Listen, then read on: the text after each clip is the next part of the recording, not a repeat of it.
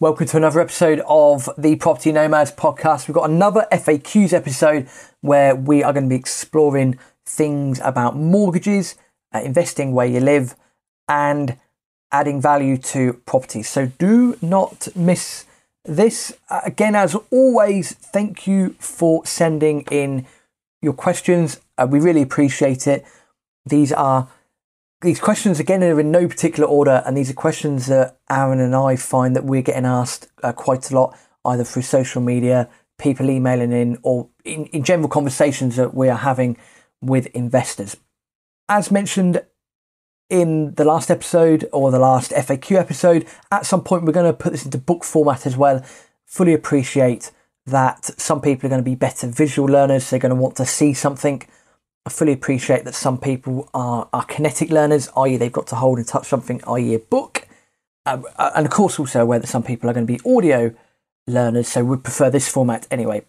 What we found, we're starting to compile enough content here to generate a new book, which will be incredibly beneficial for you. So watch this space, do listen out for more announcements on the Property Nomads podcast.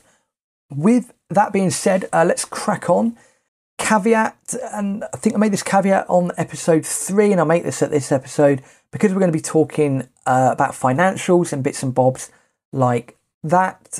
We are not IFA regulated, or sorry, we're not FCA regulated. We are not independent financial advisors. This is for educational purposes only. If you are seeking professional advice, professional help with regards to property investing, when it comes to mortgages, monies, etc., please do contact the appropriate brokers, accountants, tax planners, etc.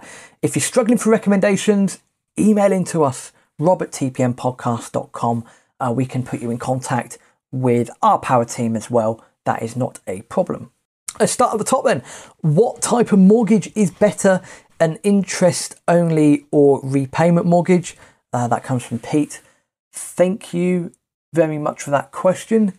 It depends, is the answer. I've done an episode recently about inflation, macroeconomics as well, quite hot on that subject when we're not producing property-related content on the episode, on the podcast. Either or can be okay.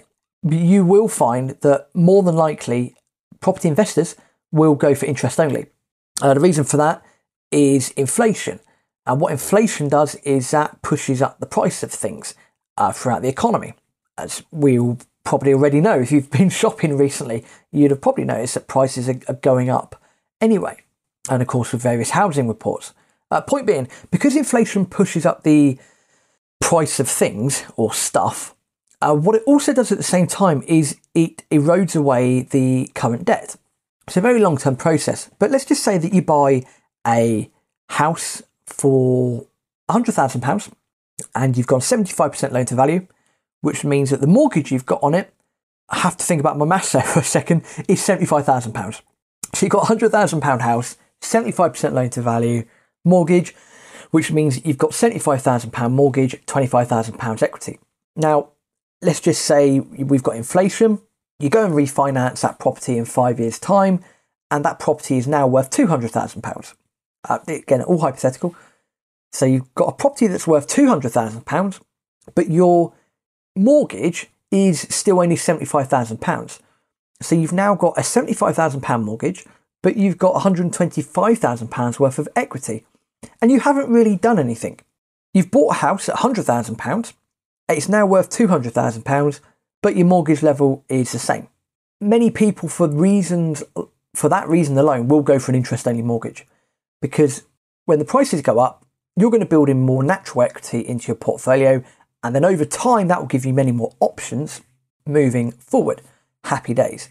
Repayment mortgages are also quite useful, but 9 times out of 10, it will mean that you're paying more off per month because you're paying the interest and the capital, which means that your cash flow is going to be less than it would be if you're on an interest-only mortgage. So, if you're in property investment and you want cash flow, probably you should go for an interest-only mortgage. Again, speak to broker. We're not offering financial advice, this is just opinion. Chances are you want to go for an interest-only mortgage because inflation should do the job for you. If you go for repayment, it means after 25 years or whatever term you decide to take, that you would have paid off your mortgage and happy days. So go back to what I said at the start. It depends. The question was, what type of mortgage is better? Interest only or repayment?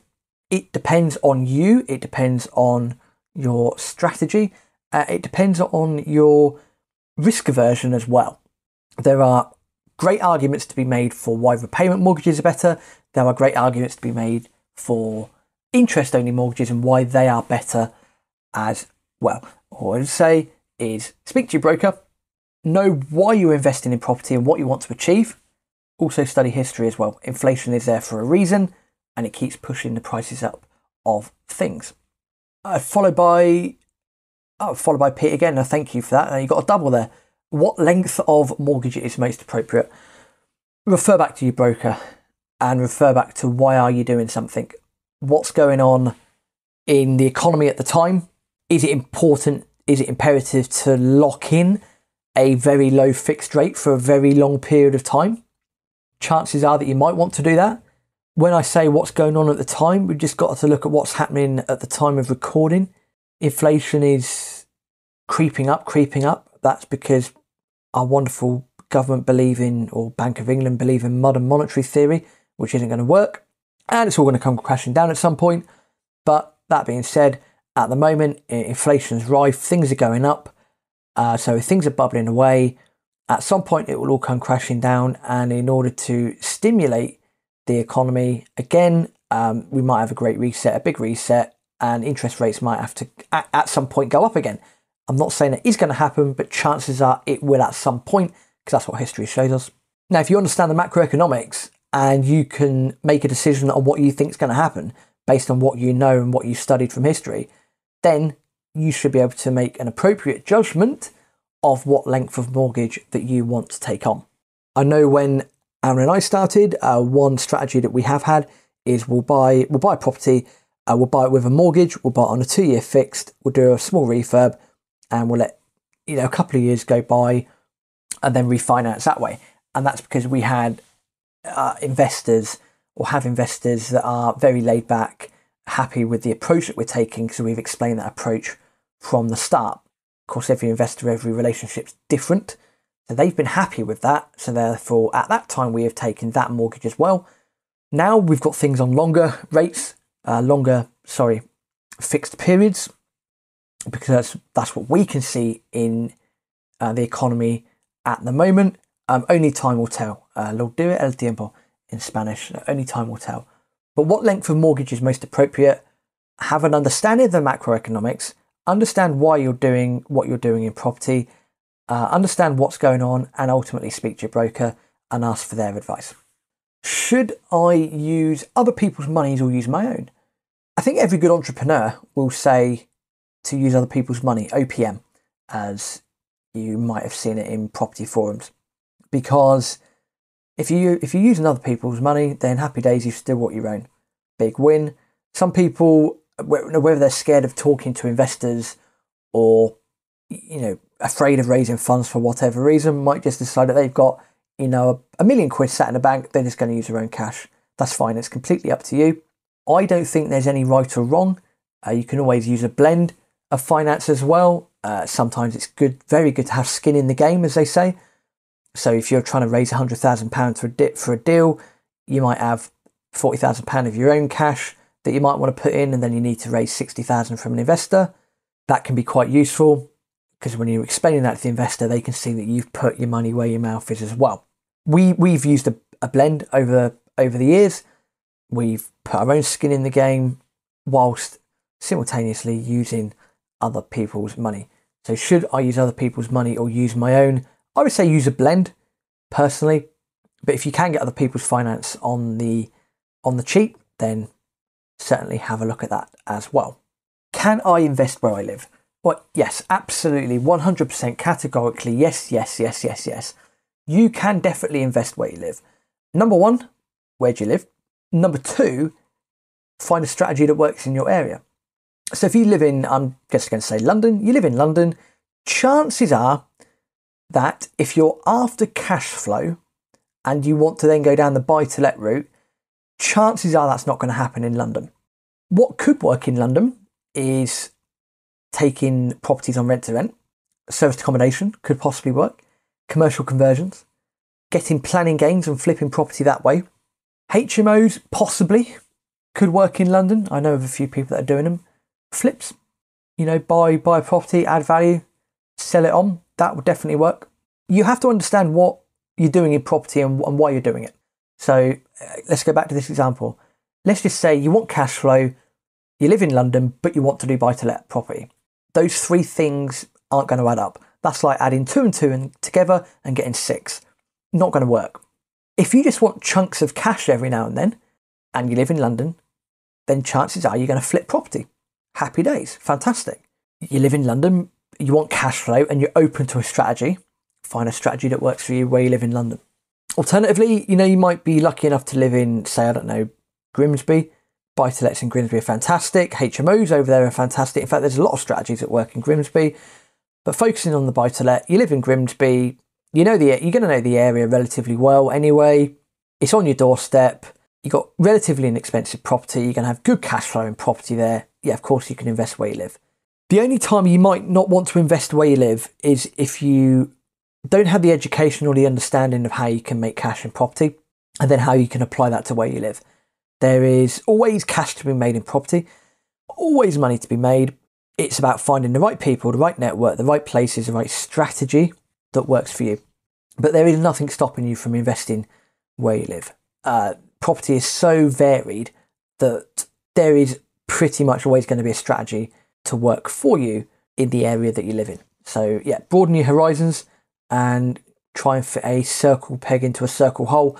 Don't try and fit a square peg into a round hole. That doesn't quite work. What is the best way to keep up to date with property news? Start with the Property Nomads Podcast. We do our best to provide as much great content as possible. There are many websites. Really, there are so many websites. Property 118 is probably one of my favourites. I've interviewed them before, back in the early days of the podcast. Just incredibly informative. So there's many websites that you can use. There are other magazines. Your Property Network magazine. Other magazines are available. They always provide very good information. We're in the 21st century, so social media as well is a very good way of keeping up to date with what's going on. You've got various books as well, books that we've written, Buy-to-Let How to Get Started, 101 Top Property Tips. We're looking into the Property FAQs book as well. There's so many other property people that have written property books that, they are inexpensive to buy, whether you buy the paper format or Kindle format or an audio book. The world is your oyster when it comes to that. Podcasts as well. There are a plethora of property podcasts, and there are going to be more generic property podcasts. There are going to be people that are then are speaking specifically about a subject in property itself. That's a lot of S's for me. So, for example, you might get a rent-to-rent podcast, for example. So there are many different ways of keeping up to date with property news. What I would say is try not to rely too much on the BBC or main papers. I'm not saying they're all as bad as each other, but mass media does have a way of spinning things to create the image or the story that they want you to perceive. I find that a lot of stuff anyway is doom and gloom when it comes to being on the BBC or major papers. So I would say just keep an eye out for that. Be a bit sceptical where you can as well. All that being said, in general, podcasts, books, audiobooks, magazines will be, other property websites will be the best way to keep up to date with property news. How will I be able to work out the yield/return of the property? Good question. Love that question. We find that speaking to people over the years, everyone does it differently, which is bizarre, but it's your portfolio, so you are entitled to work things out how you want to work things out. Some people will just work on gross yield, so that's a total rent per annum over the value of the property. Some people will work it out on net, so that's minus expenses of the property.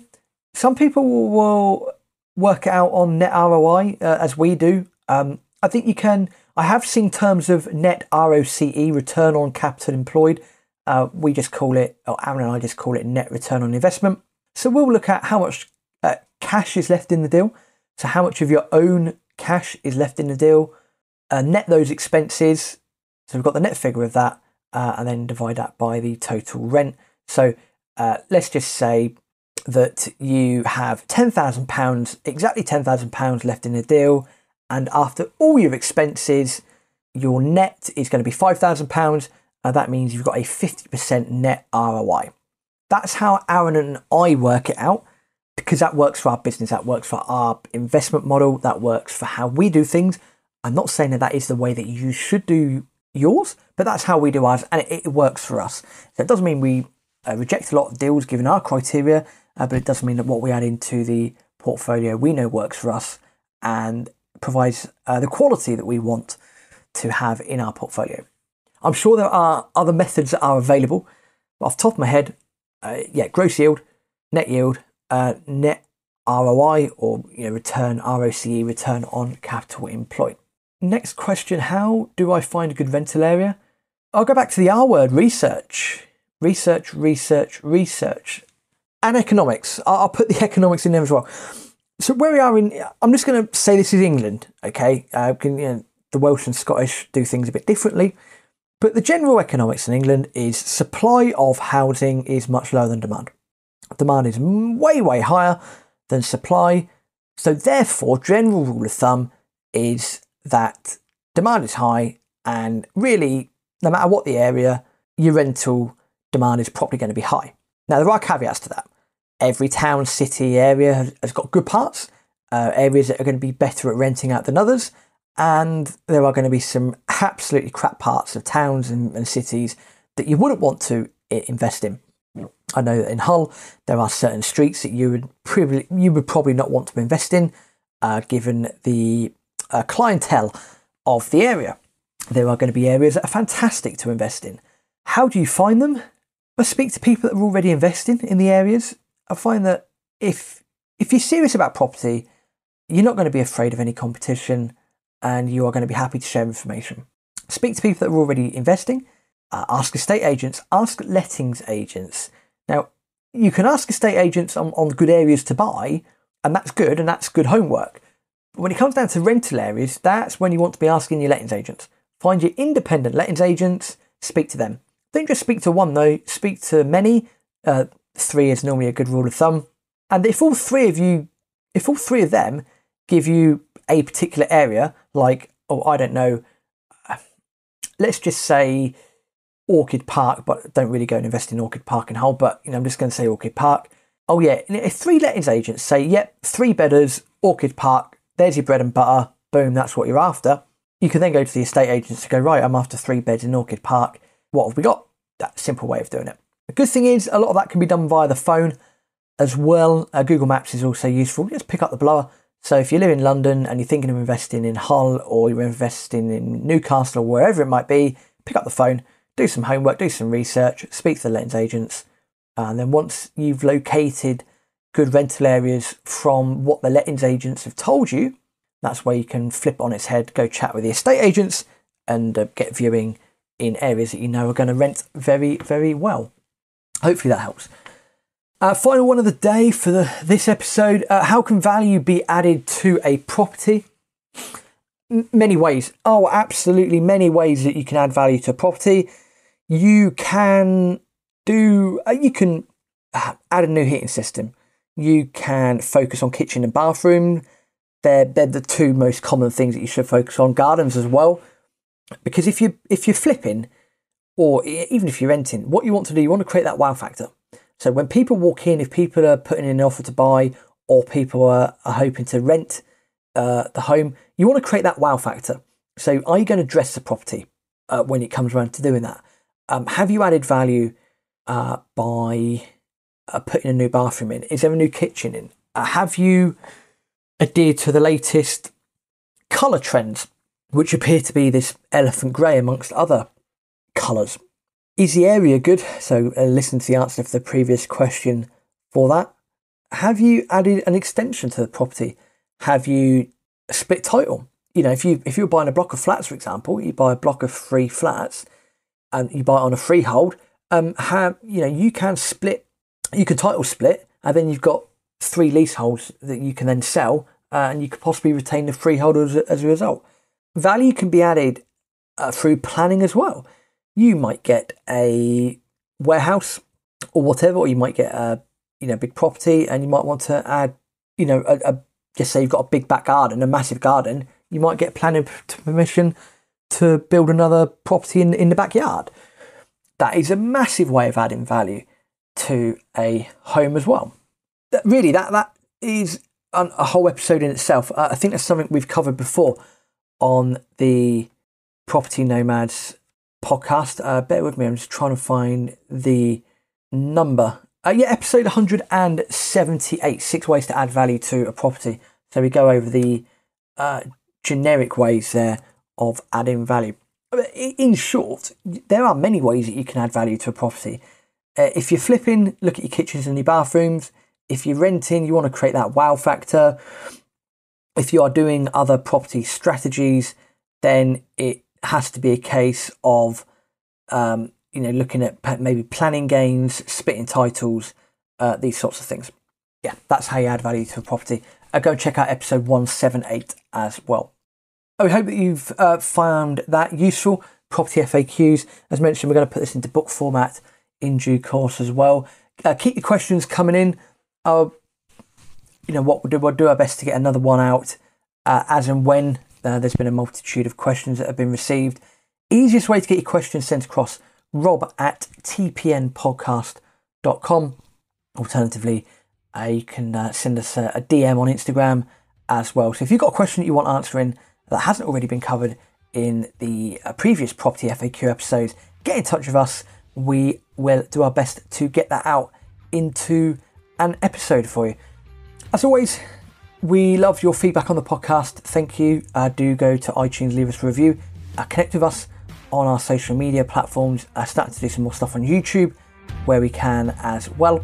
Thank you for your continued support. Until next time, auf Wiedersehen.